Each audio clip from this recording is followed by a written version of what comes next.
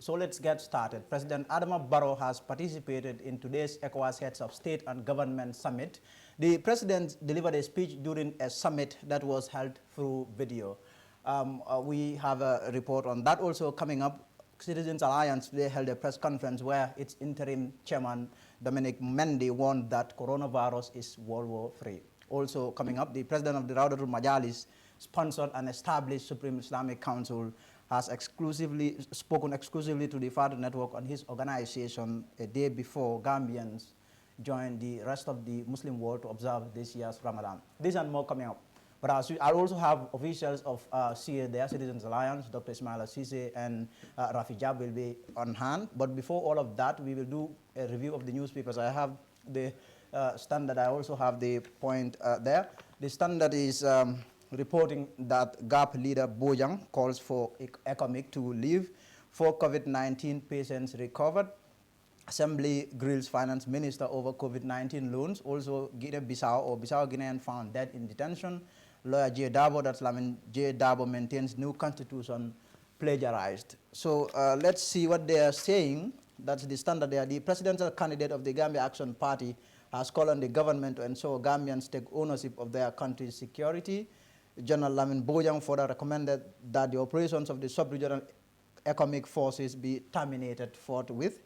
Speaking to the Standard yesterday, Bojang argued that the continuous presence of foreign troops in the Gambia 3 years after the change of government is not only an affront to the territorial integrity and sovereignty of the country, but a demoralizing factor for Gambian men and women in uniform there. That's Lamin Bojang, who was a general in the army. Also, 4 COVID-19 patients recovered.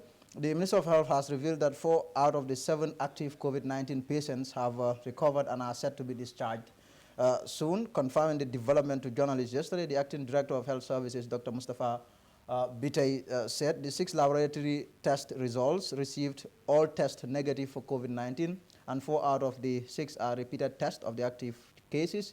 So these second consecutive test negative results for each of the 4 patients and are indicative of recovery from COVID-19, meaning they are set for the discharge. Assembly grills finance minister over COVID-19 loans. Nominated National Assembly member Yakumba Jete has chastised the finance minister for failing to table COVID-19 loans and grants to government or to the National Assembly there for ratification. Mamburinjai had told the National Assembly that government has received a loan from the IMF with first disbursement of $1 billion to provide as well as a grant from the World Bank to provide emergency assistance in the face of COVID-19 pandemic. However, Jade charged that under the laws of the Gambia, no loan shall be raised by the government on behalf of itself or any other person or authority other than or under the authority of an act of the National Assembly there. Bissau Guinean found dead in detention. Bissau Guinean Januaro Wande Bedukande Findan, who was arrested on 26 January at Jiboro border post with 12 pellets of cocaine, has been found hanging in his cell toilet with his trousers used as a rope. Officers of the drug law enforcement authorities said yesterday they believe the man committed suicide there. So yes, that would be that for the Standard. We will now turn to the Point and see what they are saying. So the Point is also reporting on the Bissau Guinean national there who died in custody yesterday. Prisoner commits suicide at DLEG cell. GCCI renders $1.6 million aid to councillors to fight COVID-19. FAL slams Dusano's accusation as foolish. Prosecution withdraws case of essential commodities exportation. So according to the Point there, the lead counsel of the Truth, Reconciliation and Reparations Commission, SFAL, has reacted to accusations made by President Adama Barrow's political advisor, Mr. Dusano, in which he, that is Sano, suggested that Mr. Fall snubbed Barrow to work with the opposition. Lead counsel Fall, who was speaking in an interview, described this accusation as false and foolish. GCCI renders $1.6 million aid to councils to fight COVID-19. The Gambia Chamber of Commerce on Wednesday gave $1.6 million to the various area councils in the country to aid curbing the spread of COVID-19 pandemic. So according to the point two, Senegal Ministry of Health yesterday reported 30 new cases of COVID-19, bringing the total number to 442. At least 253 have recovered, with 6 deaths and 182 under treatment. So that will be that for the papers. We will take a quick break and we will return.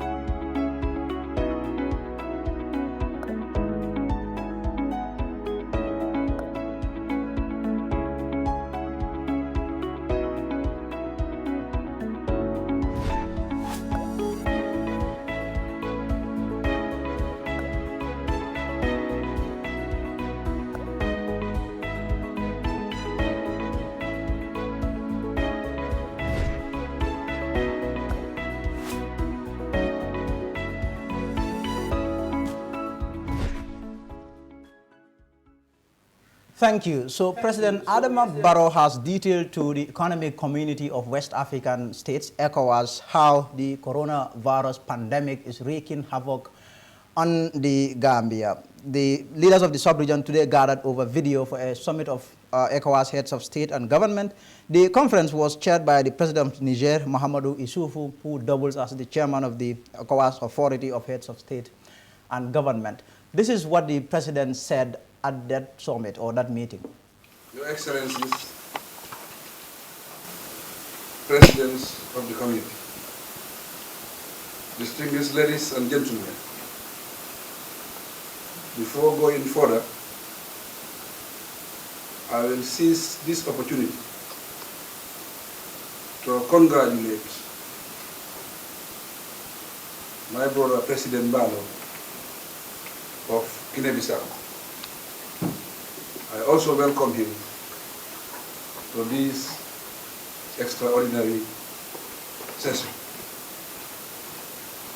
COVID-19 is taking its toll on the world, causing deaths, illnesses, and economic despair.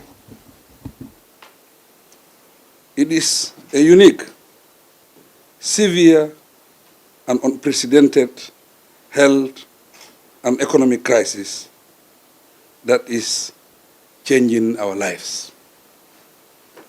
Three things make it unique. First,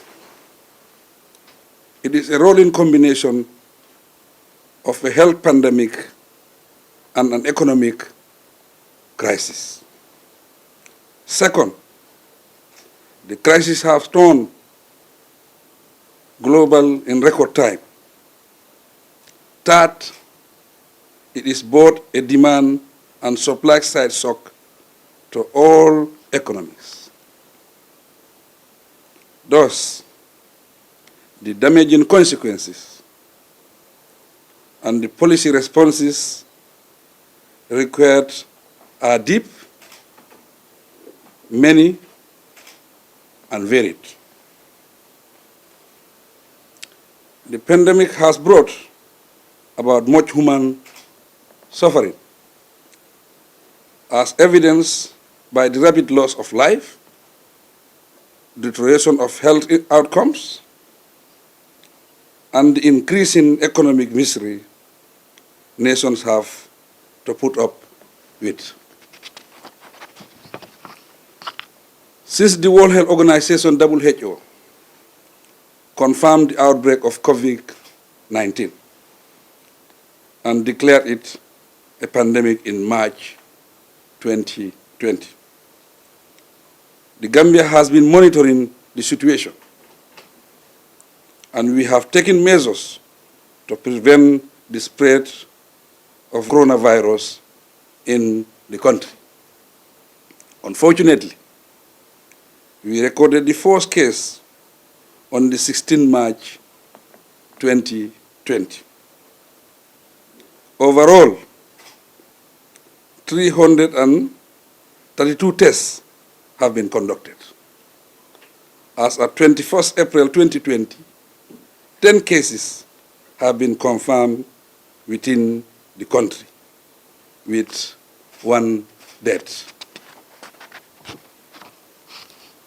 In view of linkages between our economies globally,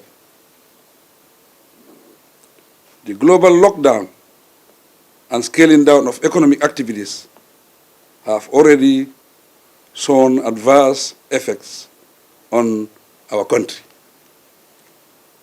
Small and medium enterprises have been hammered by the lockdowns, and many workers have either lost their jobs or work on reduced work schedules.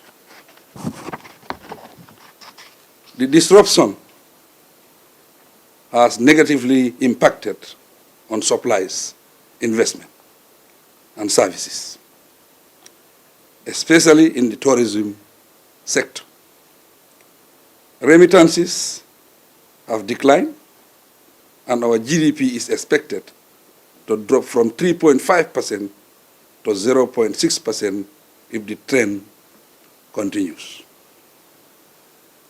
COVID-19 has toll on our health system, and there is limited capacity to effectively mitigate its impact. Limited access to water, electricity, and technology makes it more challenging to enforce the safety measures in most parts of the country. Excellencies, the pandemic has affected tax revenues and increased health expenditure. It has halted formal education and restricted movement for people to earn their livelihoods. To prevent the possible spread of the virus, measures taken include travel bans, border closures, and compulsory quarantine where necessary.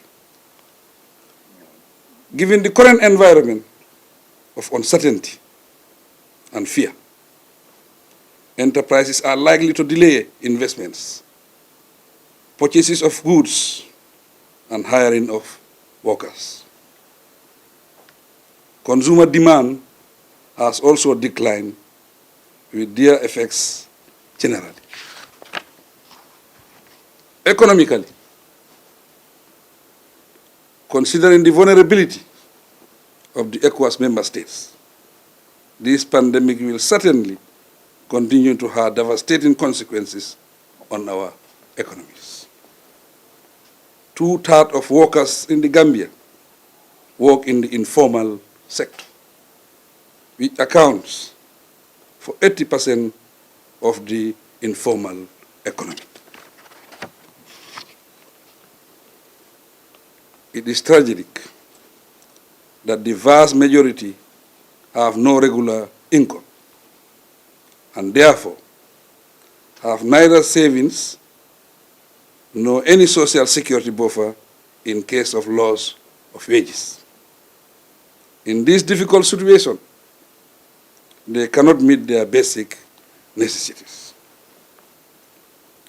In revisiting our policies to address COVID-19, health and social protection measures have been given priority, ranging from testing and treatment to building the human resource base in the health sector and expanding social assistance. Our fiscal policy measures include referring, filing and payment, reducing social contributions, granting low-interest loans to firms, reprioritizing spending, and financing larger fiscal deficits.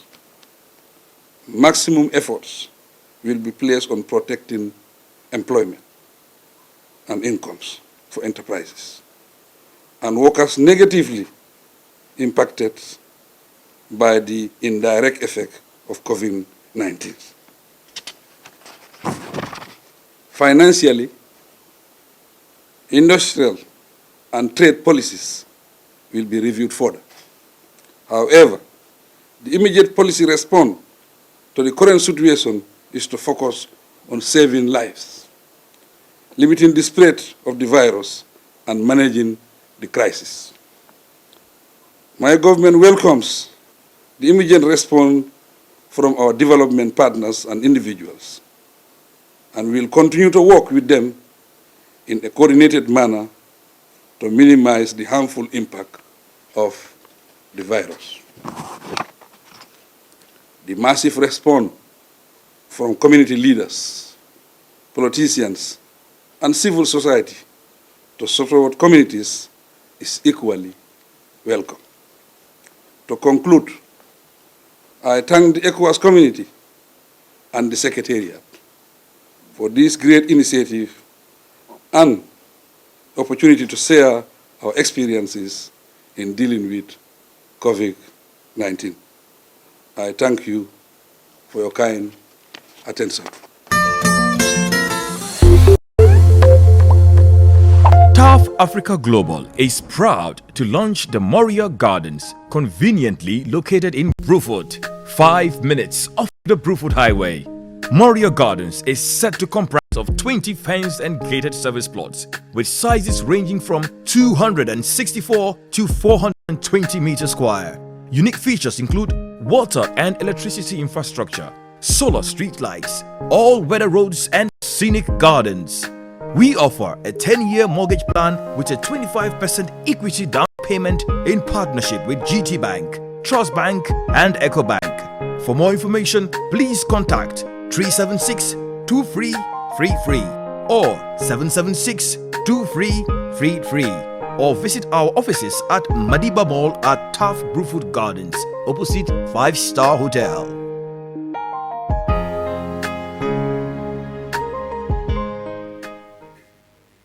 Thank you very much, President Adam Barrow there during the ECOWAS Heads of State and Government Summit held earlier today. Credit to State House for that footage there. Now, the current coronavirus pandemic is World War III, which every nation must contribute soldiers.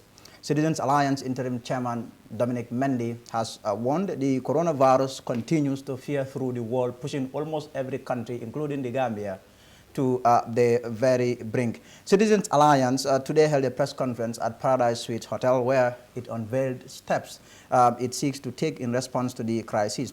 This is what the party's interim chairman, Mr. Dominic Mendy, said at the event. The Gambia, like all nations and humanity, are at war.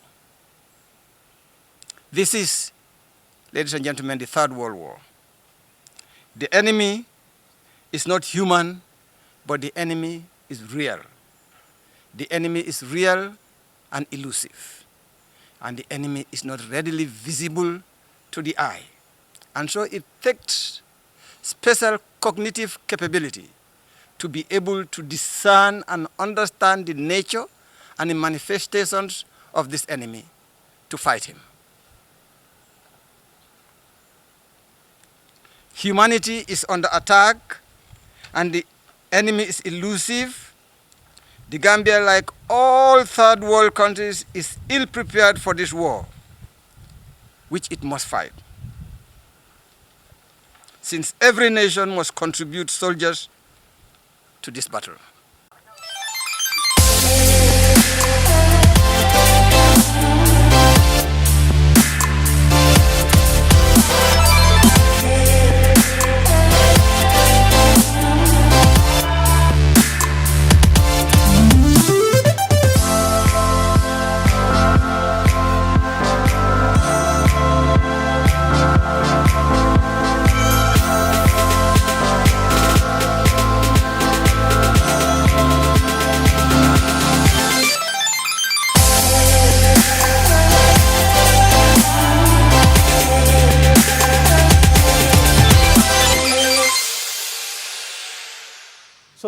Another CA member, Dr. Ismaila Cisse, also spoke at the CA news conference there. Dr. Ismaila Cisse, a political scientist, went about explaining how the coronavirus was affecting almost every sector of Gambian life. Here is an excerpt of what Dr. Cisse said. We believe that the measures introduced to contain COVID-19 must be able to save lives, at the same time saving livelihoods. We can be able to strike a balance between health security and economic security. The COVID-19 pandemic has exposed the lack of foresight of our government and has taught us lessons to forever remember the importance of state preparedness in times of emergencies or crises that are beyond the control of any individual. And then Dr. Cisse then announced the launch of a scheme for all Gambians. Today, I have the pleasure to, on behalf of CA, the Citizens Alliance, launch what we call the Citizens COVID-19 Response to the Coronavirus Pandemic. This response, this initiative is called the Crisis Relief Fund for All Gambians, the CRF. It is an embedded relief plan to support the most vulnerable groups of our society. It constitutes two components over 2 phases. The first phase will focus on helping poor families so they can be able to cope with the economic effects of the pandemic through cash support. To this end, CA will disburse our seed money, over $200,000, to support needy families in 28 communities, women in particular. The second phase will focus on recovery. Obviously, when this whole COVID-19 thing is over, many people, especially small businesses, will struggle to recover and get back to life. The woman who sells food at a primary school is forced to stop selling food because schools are closed. Perhaps she has eaten all her capital. When she wants to come back and sell food, the same primary school to feed our children, she needs cash to start her business. Therefore, the second phase of this initiative is to help with recovery. We call it post-pandemic recovery. yow mi nekk America wala Europe wala yónnee mobile muy jël ay weer Smartphone House ñëw pour rek noppal leen looy def rek nga def payment ñu deliver phone bi tey. Asalaamaaleykum. Maaleykum asalaam. man de sama jëkkër moom boole ak yéen Mohamed Ndiaye. Mohamed Ndiaye. waaw Sweden. maa ma waxamoon tey si suba. waaw daf ma call suma téléphone bi yaaxu mu ne ma demal Smartphone House ma ne ko waaye loolu gaaw na ni mu ne ma demal rek. moom utal na la fi benn. mooy iPhone 8 Plus. masha Allah. ak Smartphone House emuñ ci jaay mobile rek waaye dañuy jaay computer ay yére ak daala yi nga xam ne rek original lañ ba tax nag ku bugg a xam fi nga xam ne mooy Smartphone House da ngaa dem Kairaba Avenue opposite fi nga xam ne mooy Barcelona shop. yow mi nekk America wala. So thank you there. So I now have 2 officials of CA, that's Citizens Alliance. Dr. Ismaila Cisse is here and Rafi Jab. Doctor, welcome to the show. Rafi, let me start with Rafi. So today your party held a press conference. I mean, it's a very unprecedented time, the coronavirus pandemic, and your party is now coming out to also, unveil or to tell Gambians what the party, intends to do. Take us through, first of all, I want you to give us your take on the situation, the coronavirus pandemic. Give us your take. Yes, thank you very much for having us. My take on this whole issue is that it's an unprecedented event that's happening in our time. And I hope and pray that we never will live to witness this again. But it's a very trying times for all of us, especially the poor and the vulnerable. And for us here, the reason why Citizens Alliance was set up is to uplift, the poor Gambians out of the conditions that they're in, so that every Gambian can be able to live in this country with dignity. But unfortunately, this virus is something that is invisible. It's a war, like Dominic was saying today, that you are fighting an enemy that you cannot see. So it's very difficult times that we're facing right now, and the most difficult thing of all is that you don't even know when it's going to end. But we just have to try and see how, as they say in the Western world, to flatten the curve. Because if we allow this pandemic to come and have a lot of people that have it, it's going to cause chaos in our health system, because I don't think that our health system, even the best health system in Europe, which is Italy, cannot cope with this, let alone us here in Gambia that I'm just hearing we only have 5 ventilators.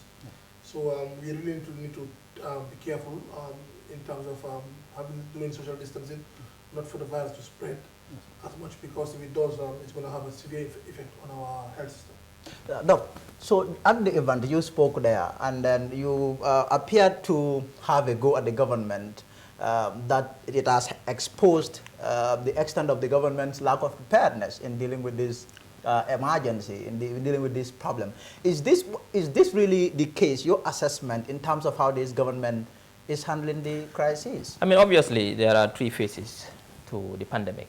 We have the post-pandemic phase, when it wasn't a pandemic yet, but the WHO raised the alert. You're talking about the pre-pandemic phase? Exactly, okay. The pre-pandemic phase. It's not been declared a pandemic yet. Yes. However, the WHO raised an alarm that it is a public health issue of international concern. And any government, any serious government with foresight that understands how the world works today will know that a virus that started in Wuhan, where the disease started, it will take only a couple of weeks before it finds its way in Africa. So therefore, it wasn't a matter of if, it was a matter of when, to make governments prepare, and that is the prevention phase. What do we do to prevent the virus from coming? What are the strategies and measures? Now, what we've seen the government do while reacting to the pandemic, or even before it happened, was knee-jerk reactions without paying attention to the sensitivities and the peculiarities of our context. I mean, what Italy will do to fight the virus and what the US will do to fight the virus might not be uniform as what the Gambia will do, because we have very different socio-economic settings. So therefore, what the government could have done at that time was to engage not only epidemiologists, but also social scientists and economists to make them understand what is the Gambia's own strategy. Do we go for total lockdown? Do we close our borders? What are the consequences? How do we? But this wasn't done. So therefore, government failed to first act when it was supposed to act at the prevention phase. So we could not prevent the virus from coming in. Now we've seen also when it comes to containing the virus from within the territory of the Gambia, it also failed. That is why the virus, now we've seen a surge in numbers. Now, but the way they're also going, they'll also fail at the mitigation stage. Because when this whole virus is over, how do we mitigate the socio-economic impacts, the job losses, the dent on our economy, the dent on farmers? How do we deal with those issues? But also, the virus itself. Imagine 100 people being sick, needing ventilators. Rafi is being generous, saying 5. We don't have any ventilators. We don't have, how many ICU beds do we have? So imagine 100 people sick, needing ventilators. We'll just let them die. So that is, you see, crisis provides an opportunity. Crisis tests leadership, but it provides an opportunity for leaders as well to show their mettle. But then don't you think almost every country or almost every government is guilty of this? Because what we have seen is that even countries that people might think their governments are competent, this virus has been able to invade those countries. So how do you reconcile that? Yeah, but like I said, I mean, those governments, obviously the virus has really taken a toll on the populations. Italy, France, UK, they also slept on the wheel, some of them, their populations will say. But obviously what happens is that their governments were able to respond in a manner whereby they're able to now flatten the curve. They're telling us that now those countries are starting easing restrictions. Germany is back on track. France is going back on the 11th. The UK has another 3 weeks. Italy started opening up with coffee shops and libraries. Spain is allowing factory workers and construction workers to go back to work. Austria is opening up. For Sweden, they had a very different approach. There was no lockdown, in fact. They just had a very different approach. So every country has their own way of doing things. But for the Gambia here, we had a chance because we are late. It was coming here very late. Because when it started in Wuhan, it took about, we had 3 months on our plate to plan. How do we really ensure? So therefore here, and also the manner in which, in fact, resources were disposed. Obviously, we commend the government for saying $500 million to fight COVID-19. $500 million to fight, but there was no comprehensive, coherent strategy how it's going to be used. How much is going to the Ministry of Interior to make sure that the police, because the police and security forces are also frontline workers, so they get the PPEs they need to do their work. How much is going to the Ministry of Health to enhance capacity in terms of IECUs and test kits and so on and so forth. We can't continue relying on outside largesse in terms of crisis. What if it doesn't come? What if Jack Ma didn't come with a plane full of masks and then test kits and so on. So what do we do? So therefore, it is important for the government to be on the guard to know that a crisis is brewing in Wuhan, and this crisis will eventually find its way in the Gambia, and then plan to make sure that we deal with it effectively. Rafi, what would CA would have done that would be different if CA were in government?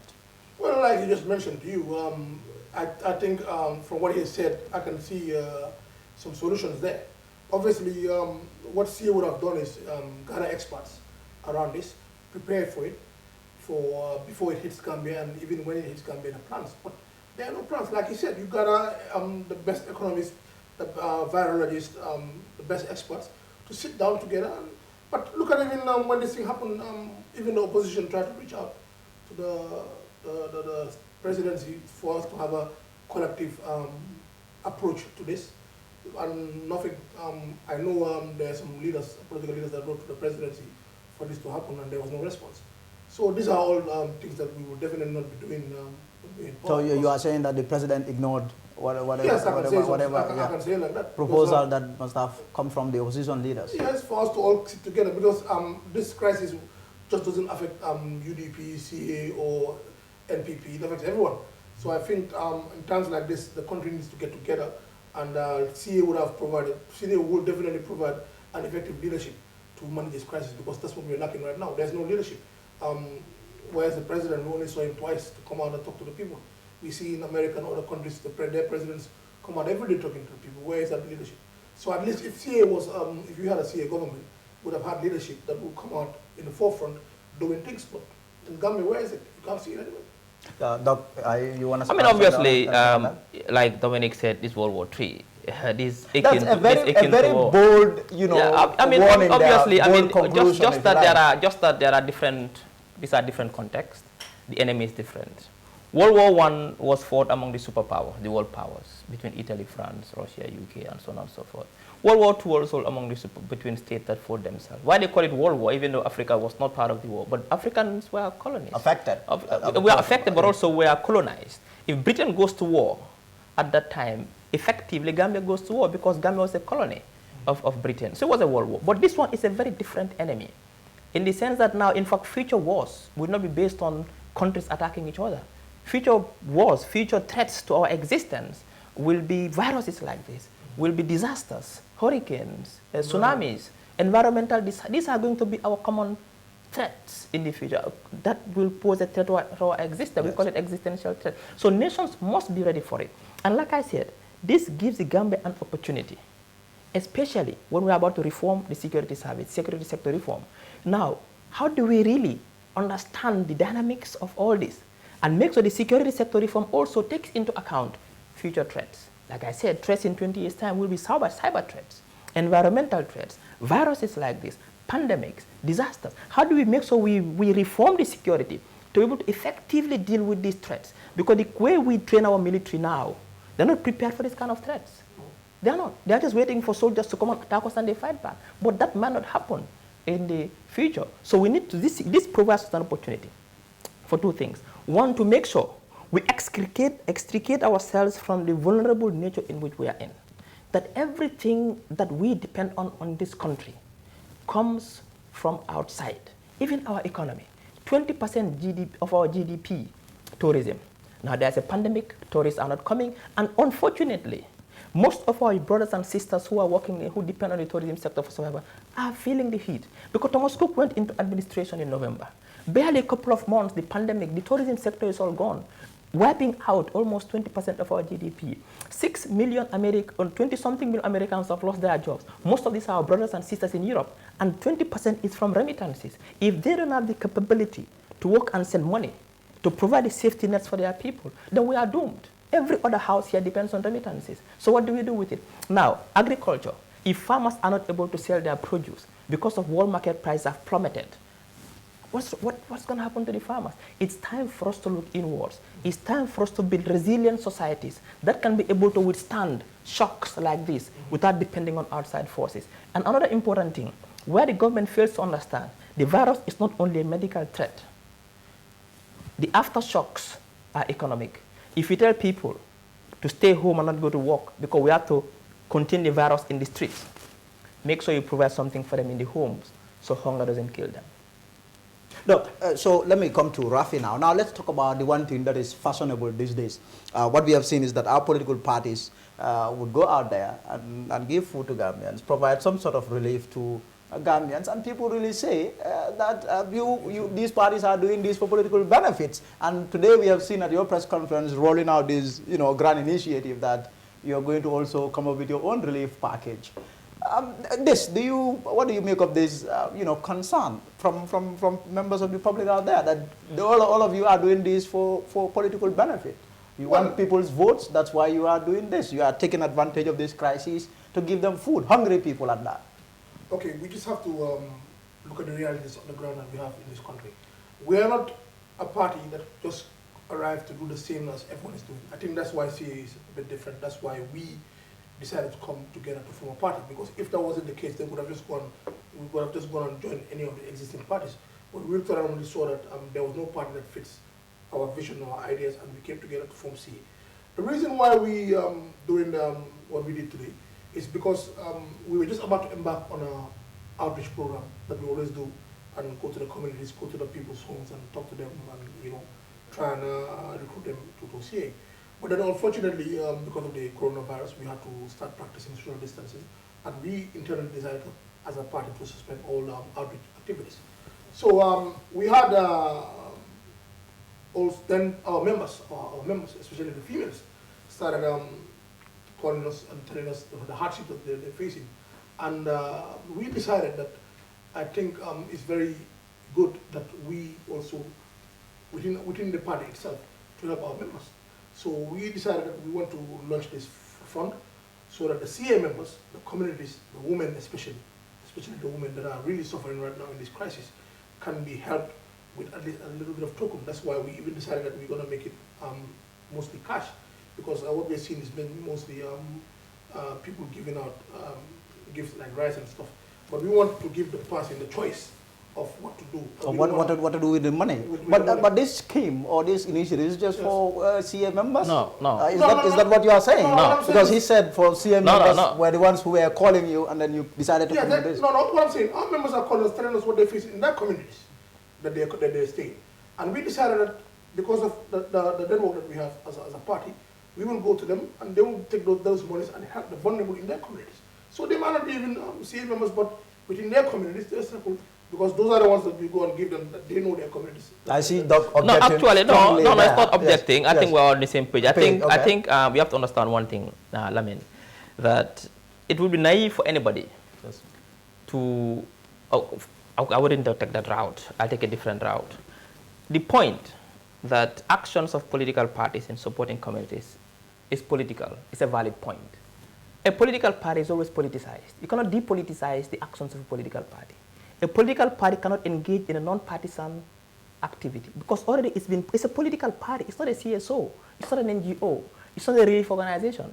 But these are exceptional times, unprecedented times whereby every Gambian, no matter whether he is a CSO, political individuals, we all must help. It's a moral obligation, a moral duty that we must contribute to this war effort to help our people. But again, go on. How about taking advantage of the of the poor, hungry man? I'll tell you something. I'll tell you something. Yes. I think it's an insult to the Gambian people. In a crisis such as this. It's an insult to the Gambian people if people assume that Gambians are going to vote for the person who gives them a bag of rice.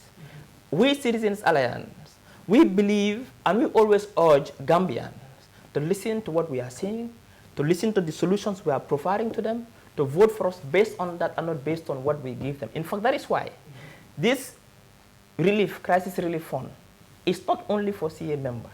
It is for Gambians that need it.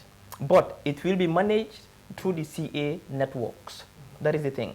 So therefore, we don't even know who we are giving it to. Now, for us, it's important for us to protect the dignity and the identity of our recipient. That is why we're not even go to the homes to take photos and so on who we give it to. We just make sure that we create a mechanism that is transparent, that can be accountable to how the money is disbursed, so people can benefit from it. The concept of sutura is a key value in Gambia, and by giving you a couple of dollars should not give me the license to expose your poverty.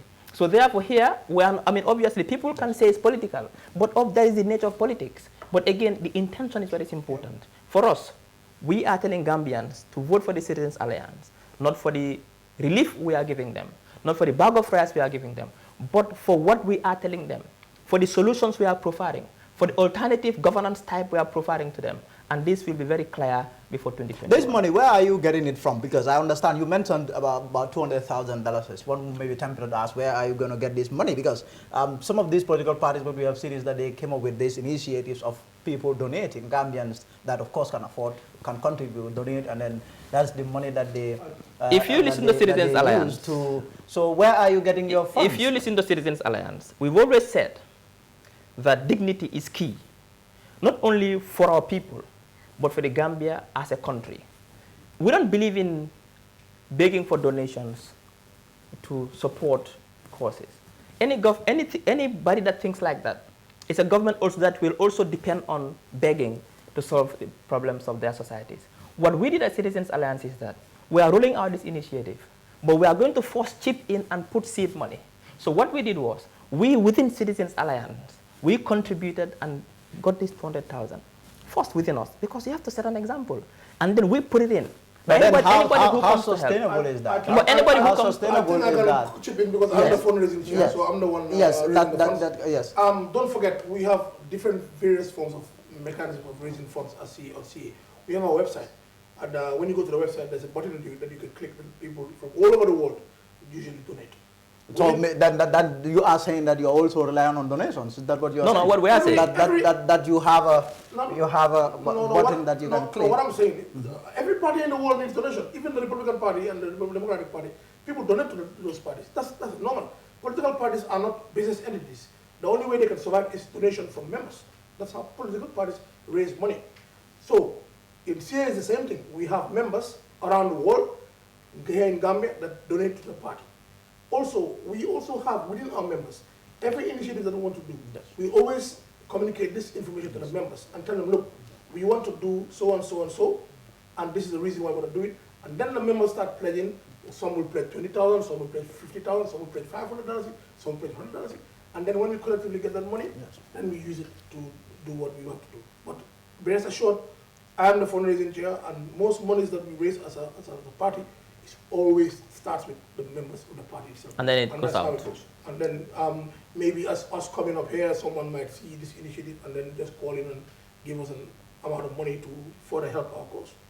Doc, you made particular emphasis on women there, that they are the more people that you intend to target. Yes, of course. I mean, obviously, they constitute over 50% of our population.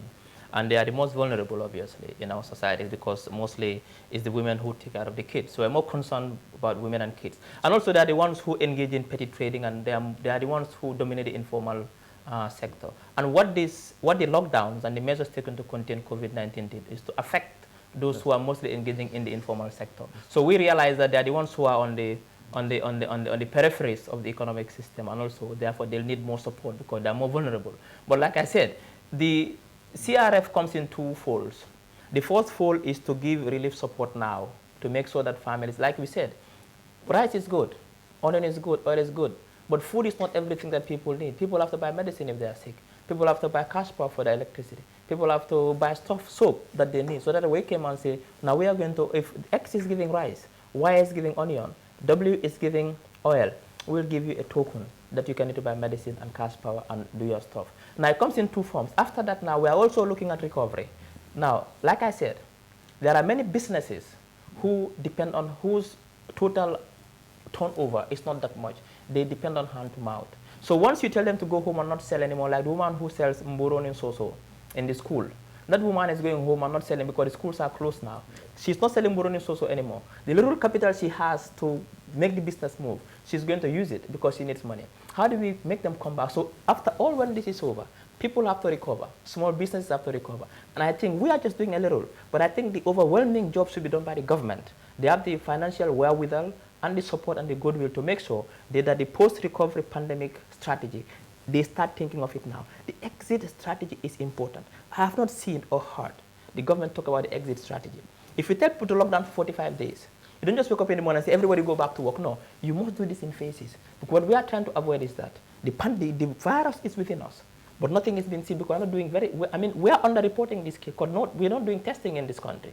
Ghana, why there are more cases because they're doing more testing in South Africa and Senegal. We're not doing any testing. So it might be the case that we have more cases in Gambia, but we don't know they're hidden because we're not doing any testing. Now, 45 days ends. People go back to work, go back to school, and then boom, the pandemic comes back to strike us. That will be a disaster. Therefore, there must be an exit strategy. Yes. How do we move on from the lockdown to normal life? By making sure there's a strategy to maintain this, otherwise it could spell disaster for us.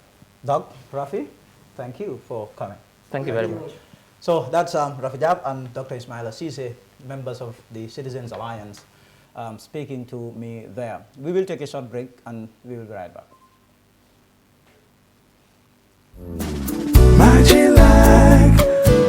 If you ever think of buying good quality meat at unbeatable price, think Magilac Butchers, your only suitable solution for quality meat for you and your family consumption. Our comprehensive range of meat products include minced meat, beef slices, top side, knuckle, rump steak, silver side, tenderloin, strip loin, and forequarter. We offer consistent value, quality, and service through animals grass-fed and bred, especially for their meat. This makes the meat much more tasty, succulent, tender, and easy to cook.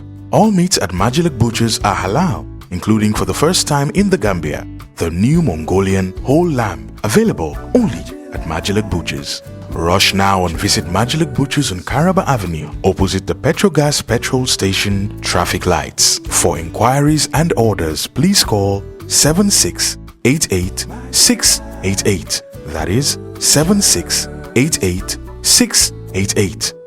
Magilac Butchers, the home of quality meat and chicken products at unbeatable prices. And now, barely a day before Gambians joined the rest of the Muslim world to observe this year's Ramadan, the president of the Parallel Supreme Islamic Council, that is the Raudatul Majalis sponsored and established Supreme Islamic Council, has said that their rival Islamic Council, that's the other Supreme Islamic Council, is as good as dead because nobody takes instructions from them.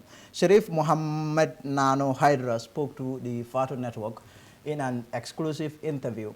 And this is what the Imam said. Ako danna tambita. Ako la jutun naya warta Gambian kolka. Nim mosa hanye kuma do fe ba fala ko nonsense war. Dina mo jutute la ka nonsense la tilira.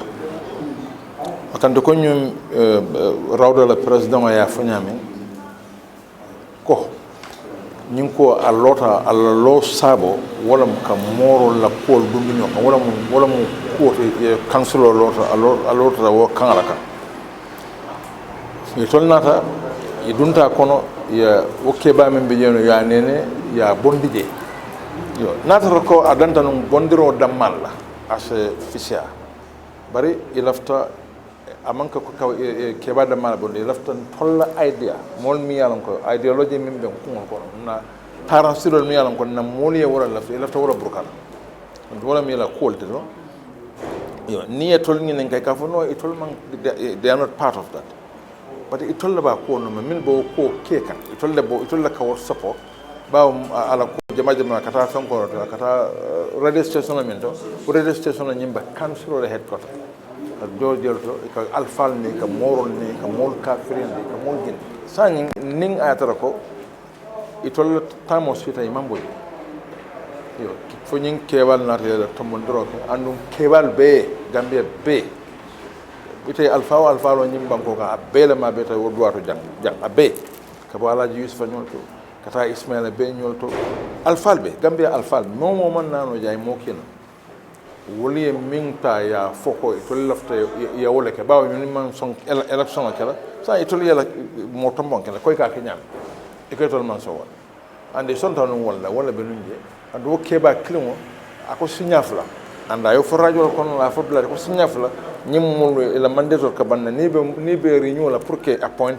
e que appoint la bon la ko sani itol balanta to sani nadra ko itol balanta wala ni amira ko ban tol discourage indela non le kan kay fam balande je pour ye fenke office kenson la bebo But wala be able wala mkatara steering yon tol man dunji bar mo kilente no ma nyim banko kam men ka countable wala ka bo ba nyim côté flol bi moy bela mol ke la moy rawdatul majalis la anen di new supreme Islamic Council mol bu ke la moy la côté.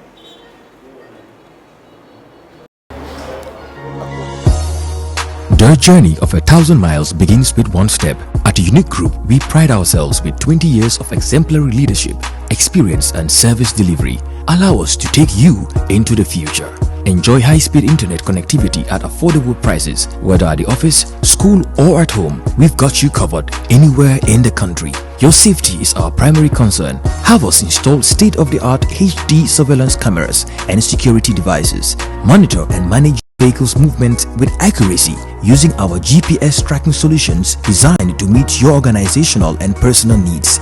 Let blackouts be a thing of the past. Acquire our solar inverter systems and enjoy clean, unlimited electricity supply all day 24/7. We are only a phone call away. Reach us on 439-0424 or 224-7777. We are Unique Group. Your needs, our business. So, Gambian Swedish boxer Tijan Kebe is a fast-rising boxer in the world of boxing. Tijan recently walked into our studios and we had an exclusive interview with him. He's recently visited the country and we had an interview with him. That's where we will leave the show. We will leave you with that interview. My name is Lamin Jai. Until next week, thank you very much. Yes, my name is Tijan Kebe, Gambian professional boxer based in Sweden. Shortly come to Gambia to visit my home country. Sorry, Gambian, that I'm here with my trainer.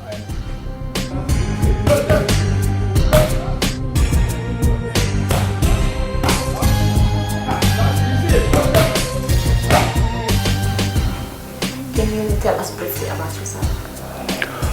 Oh, I born and raised up here in the Gambia and started my boxing career in the Gambia as an amateur. So I was like boxing here almost 5-6 years as an amateur. So 2009 I went to Milano for World Championship tournament as an amateur to represent for the Gambia there. From that tournament I get contract in Norway as amateur. So I been there in a 5-1 club called Olnuf Boxing Club in Oslo for 2 years. After that 2 years, I moved to Sweden, doing amateur there still with Angered Boxing Club. After, in 2016, I turned to professional.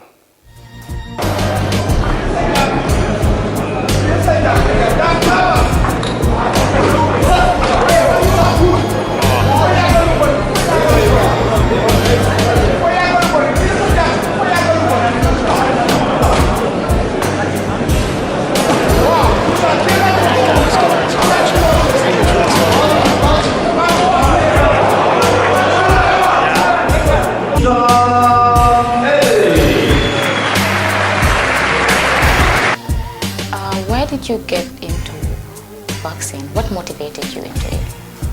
Boxing, what motivated me to become a boxer? In the beginning, boxing was not something that I know, or even think about. I never even know what is boxing by that time. I was living in Farafenni, there where I'm from. So I came to Bigelow, my early age. So I was in Bigelow, with him, I am my trainer. So he's the one introduced me boxing, made me to start boxing. So my first fight was, after 3 months, I get my first fight in Buvozone. And I won, I was like, wow, this is cool, So the way people was like, oh. So that motivated me to become a boxer. From there, I started boxing. 2007, I have my first international tournament, or let's say African Gym tournament, in Zone 2 boxing, which was in the Gambia. Wow. So that's motivated me more. Okay, can you update us as to what are your current biggest achievements in this game? Just now, my biggest achievement is like this belt. When I won this belt, it's like, this is the international champion, the Universal Boxing Association. So when I got this belt, it was 2-3 months ago. So from then I'm not, wow, this is something that I must do more.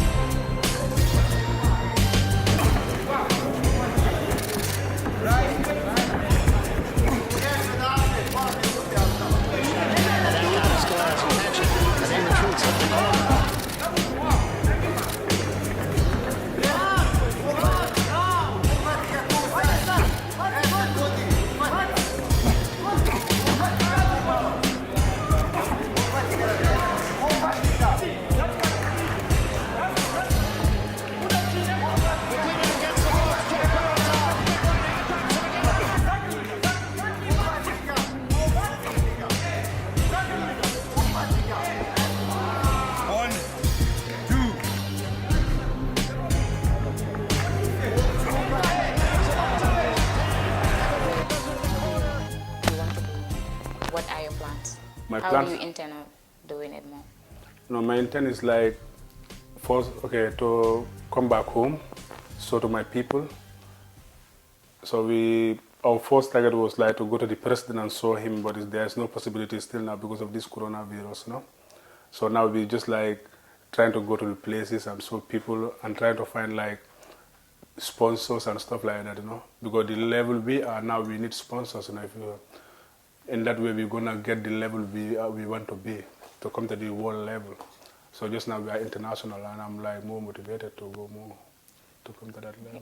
Do you have some other Gambians that are into boxing where you come from? Yeah. How do you guys go about this? Because it's not a popular game in the Gambia, yeah.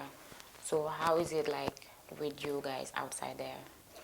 Okay, well, like before I start professional boxing, there's one guy called Badu Jack. So he was like very big in boxing, you know. But now he's based in US. So he also is a big boxer. And we used to talk in the beginning, but now we don't have that good contacts somehow, you know.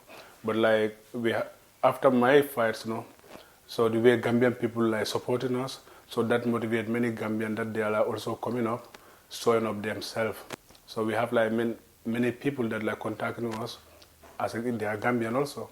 So they're doing boxing, which is very good. So we're having contacts with them, you know, Gambians. Okay, when you look at football, you look at basket, those are the things that I can say the Gambian kids who want sport would eager to go into. Yeah. But boxing is not something that you will hear most of the kids talk about. So what plans do you have in installing this game into the younger ones that are coming up? Do you have any plans for them? Yeah, we do, because like, that's the main reason, that is part of our plan why we come here. Because like, when we came here, boxing in the Gambia is not that big as we used to, you know. So like, and I feel like I start boxing here, you know. And I'm in the level that I feel like I can promote boxing in the country and make people to know what is boxing. And now, even now, many people already know what is boxing because of like, they following me, and then other media's trying to also promote us also, you know, which is good. And now when we came here, we plan to like meet the boxers and have like meeting with them, see what we can do together to promote boxing. And the same as with the Rasulian people also as well.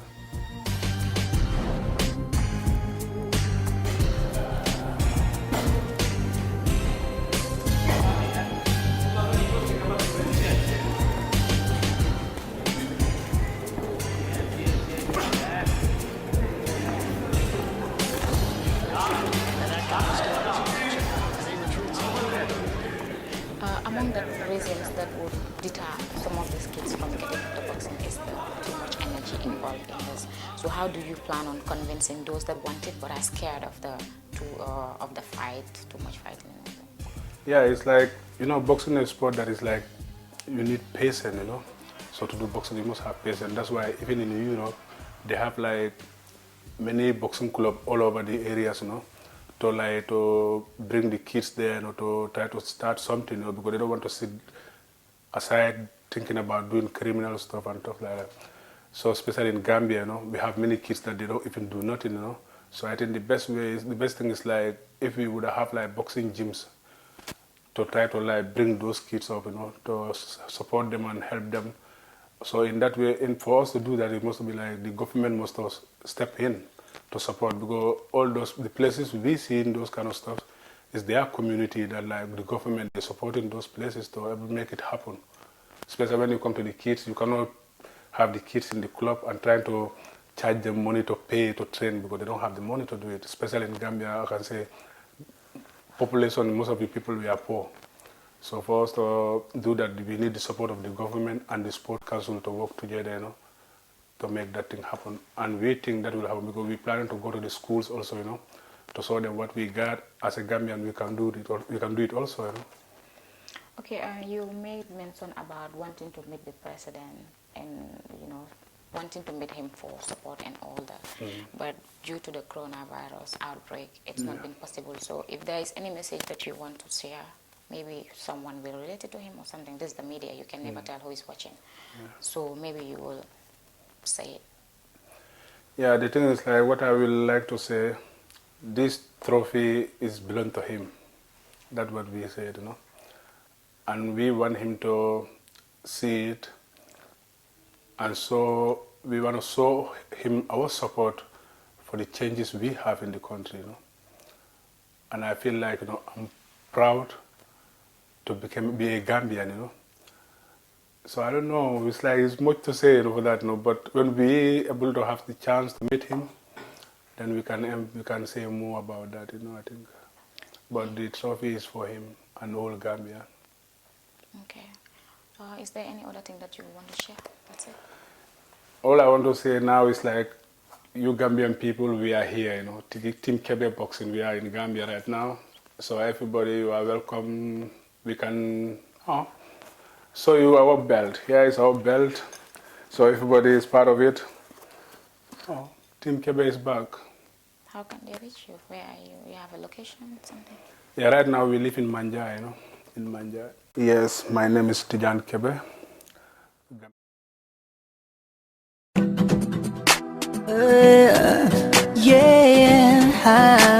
It's J Life music.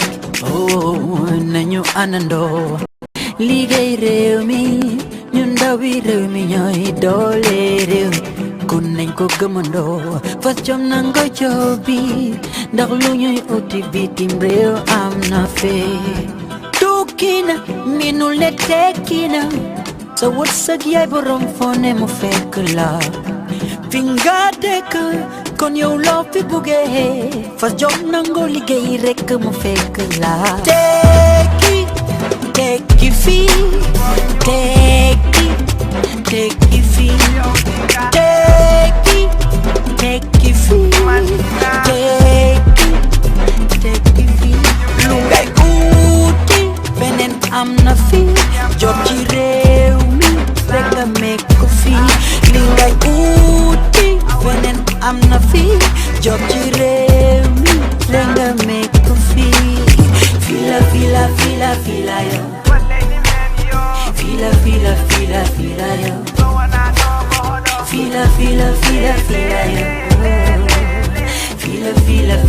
Fila yo.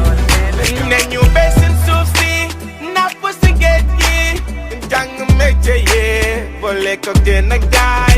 Taxi man, welderman, fisherman ye, bulldog kha, plumber man, jello man, business woman, munga take pay. Fila yo.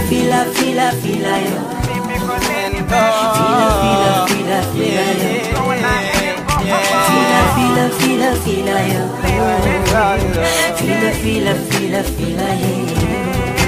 Ligo den lady men yo, batin and lady men yo, tanyen hame lady men yo, ala de boyo gorko, kona fore wata jodo, Gambia yara ye so. Take it free, take it free, take it free, take it free.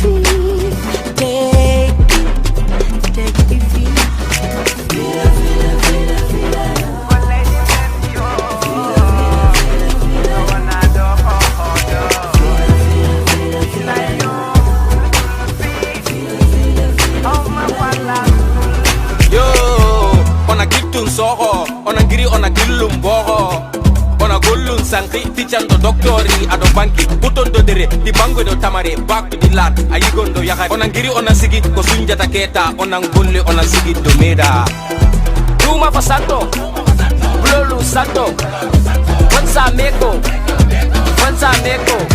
Amanjari ngataje Poka CJ Muna banku dogwo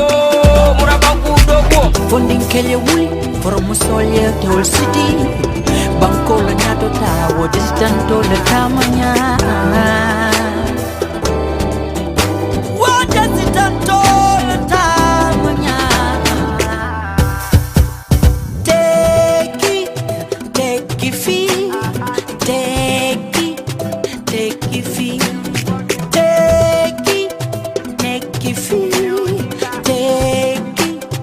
Take it fee Lungai uti Benen amna fee Job ci réew mi Rega meku fee Lingai uti Benen amna fee Job ci